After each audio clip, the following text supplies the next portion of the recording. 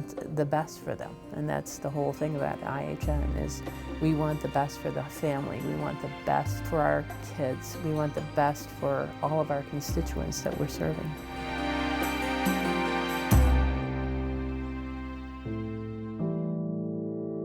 Coey and Rashawn relocated from Alabama before becoming homeless. Things happen, you lose your job. You lose your job and you don't realize how many things can change when you lose your job. You know, the moment Walmart said, you're terminated, it's like, I heard what they were saying, but it was like, I just started thinking about so many other things. My car, my rent, what are we gonna do? You know, they're talking, but I'm really somewhere else. You know, and that quick, it was just like, what am I supposed to do? Sharon and her son lived in a multi-generational household before being evicted. We took care of the household together as a family. That was myself, my mother, and my daughter, her children, and my son. Everybody put in together as one.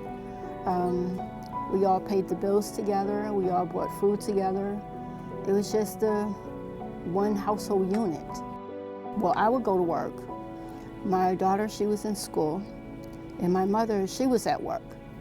But when my mother got sick, everything just went downhill because, well, I lost my job a while ago because I had to stop and take care of my mother, so, excuse me.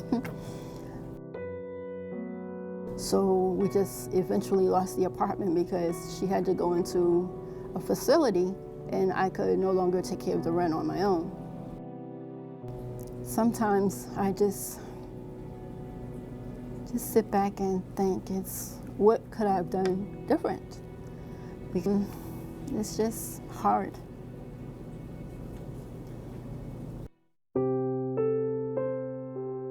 Primarily, there aren't jobs that are living wage jobs to afford the housing. The housing cost in our area is extremely high. The two jobs that they're putting together cannot even make the rent. So one little emergency can tip these people into disaster. He was working for Waste Management, so they laid him off. He was working in Campbellton, Florida. We decided to just move up here because his mom is up here and I have a brother up here. We were staying in a hotel, paying a lot of money. That was extremely just stressful. I think being in a hotel and not really being able to know, okay, when am I gonna do tomorrow? Check out is 12 o'clock. You know, that was the hardest part. Essex County has a higher rate in 2015 of homelessness than they had in 2014. Over the past couple of years, we've seen more and more two-parent families. So more intact families, which shows that it's difficult for families or for parents to get jobs. Being homeless puts a tremendous strain on the family. As a man, their dad dealt with pride. You know, I got this family, I have a wife, and I can't do nothing for them. He felt less of a man. He felt like, you know, at one point we thought, well, maybe if we split up, maybe things would get better. All types of things run through your mind. And I had to kind of put myself in his situation. How would I feel? You know, I'm this big, strong man, and I can't put my kids in a room. That was like the hardest thing. That was the hardest. It ate them alive. Sometimes it makes me feel less than a mother, like I could provide for my family, but I have to shake it off and keep moving, so.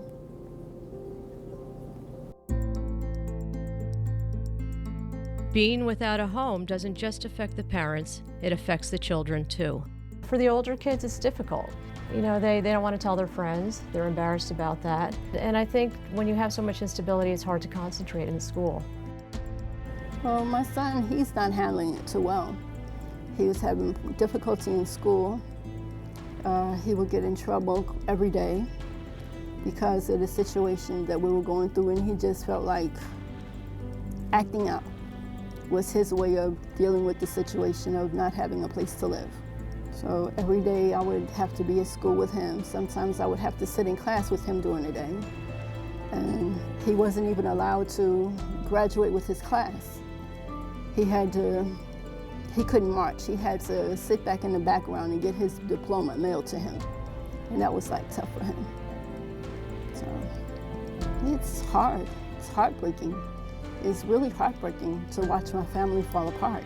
Everywhere that I looked to try to help me, I always received a no. No one was there to help me. And to me, IHN was the only one that would help me. So here I am.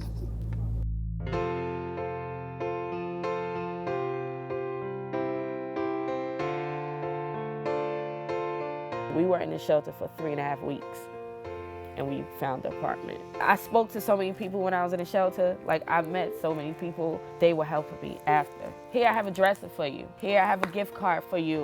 Let me help you. Do you need anything moved? It was just so comforting. IHN is the bridge to getting these families into housing again. But the churches and the volunteers are the girders that hold up the bridge. Without the churches and the congregations, we would be nowhere. It's like whatever they can do to help. It's always, everywhere I've been so far, it's always great hospitality. And it's just like open arms, just accept it. All the beautiful people I met, they're just nice.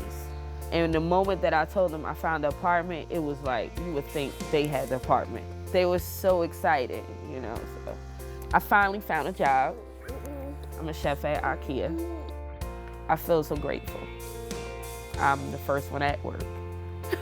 I'm so grateful for it. And now it feels like we don't have everything, but I know things are coming. Once they get stable, they still need care.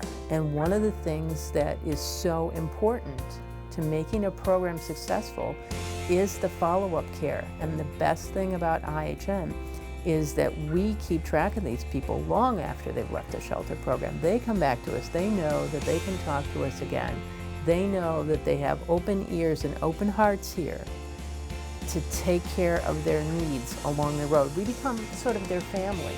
My whole 31 years, we feel stable now. And stability isn't just brand new cars, brand new this, I have all that. No, stability is my bills are paid. I have food in my refrigerator. That's what stability is to me. And we've reached there. There is hope out here. IHN is the hope. I love you guys, and I appreciate it. I can't even put it in words of how much I appreciate it, because I know I wouldn't have what I have now if it wasn't for them.